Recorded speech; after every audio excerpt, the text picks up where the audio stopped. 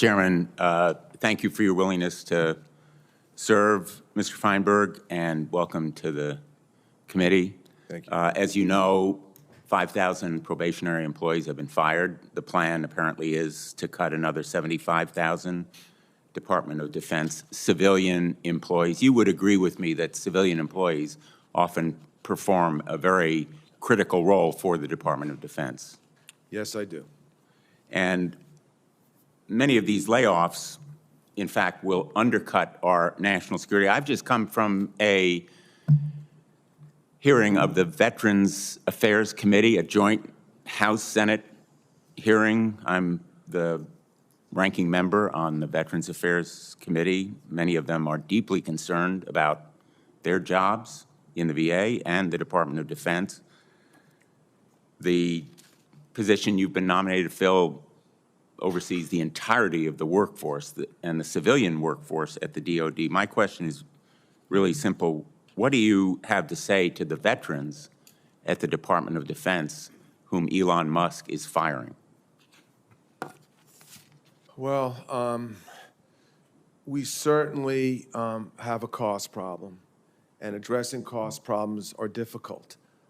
Sometimes we have to make change to help an organization do better in the future. It has to be done thoughtfully. So I would say to those veterans, we got to make our Department of Defense stronger. We got to do hopefully we can do, the majority of cuts are coming. If I'm able to get confirmed, but what I hear you saying, sir, is essentially, we don't need you. You're expendable. Your life of service is meaningless. And the job you're doing now is going to be roadkill. Listen, that's the message that is being sent to these veterans. And so I would simply urge you to take into account that these Department of Defense civilian employees were once wearing a uniform. Totally understand, and it's something that has to be done the right way. But all these people are super important. But if you can't, every organization has turnover, has to make change. And if you don't make change, you can end up in a much worse position. So we can't endlessly expand the force. We have to sometimes make change. But to your point, and you know from your, and I apologize for interrupting, but as you know, our time is limited. Yes. You know from all of your experience in the private sector that you just can't take a meat axe. You have to use a scalpel in determining who is necessary and not. And eliminating waste doesn't mean you lay waste to the Department of Defense. Let me move on to another topic, if I may.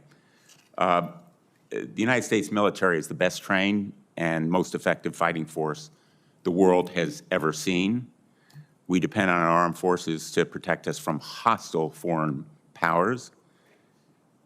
But unlike in countries where autocratic leaders deploy their military against their own people, the United States military is not a weapon to be used against Americans.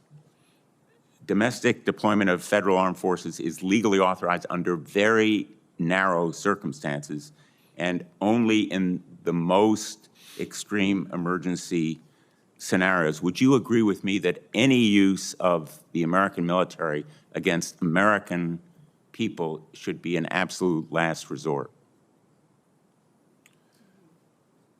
Yes.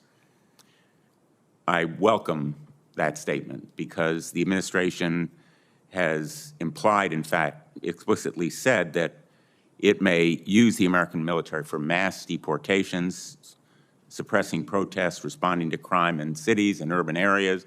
I hope those statements prove to be untrue and exaggeration, but I welcome your statement.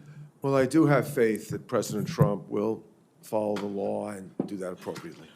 Well, more than faith will be required. I think you will need to stand up and speak out and, if necessary, resign if you are asked to do something that you feel is illegal or immoral. I don't believe President Trump will ever ask me to. That's what we have heard again and again and again. And history, I think, is a fair warning to us about what we can expect. Thank you, Mr. Chairman. Thank you, Senator Blumenthal. Senator Scott, you've been most patient.